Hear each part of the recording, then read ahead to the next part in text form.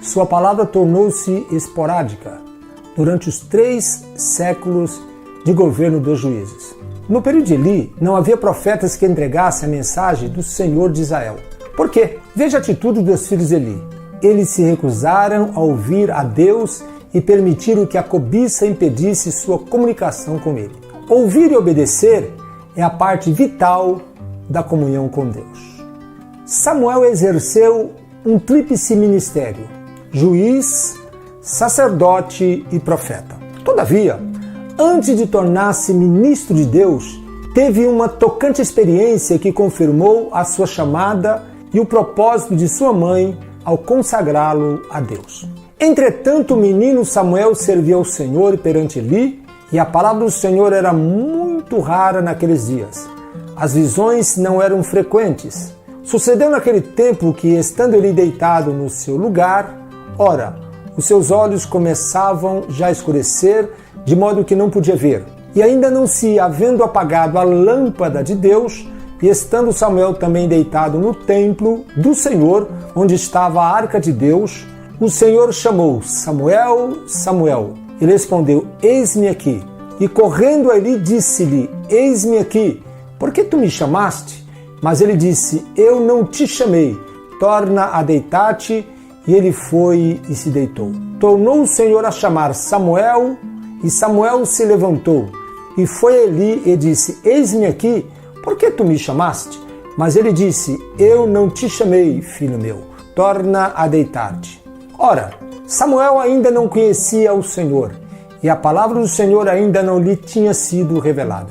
O Senhor, pois, tornou a chamar Samuel pela 3ª vez, e ele levantou-se, foi a Eli e disse: Eis-me aqui, por que tu me chamaste? Então entendeu Eli que o Senhor chamava o menino.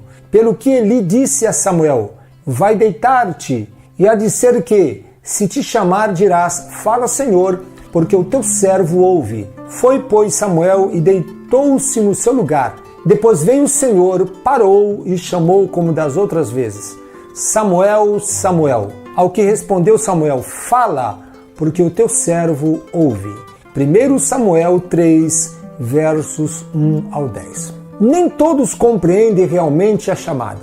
Por isso, deixam de ter condições para servir dignamente na presença de Deus. Uns estão atrás de posição, outros julgam ser um ganha-pão, apenas um serviço profissional. Os que agem assim estão completamente enganados e desconhecem o propósito divino.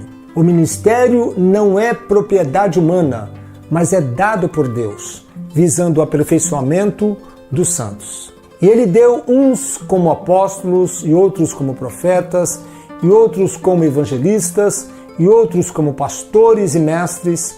Efésios 4, verso 2. Assim sendo, deve ser exercido com fidelidade, honestidade e espiritualidade. Simão, ao ver que através da imposição das mãos dos apóstolos Pedro e João, os crentes recebiam o batismo com o Espírito Santo, ofereceu-lhes dinheiro, querendo adquirir o dom de Deus para comercializá-lo. Todavia, foi duramente repreendido por tal atitude.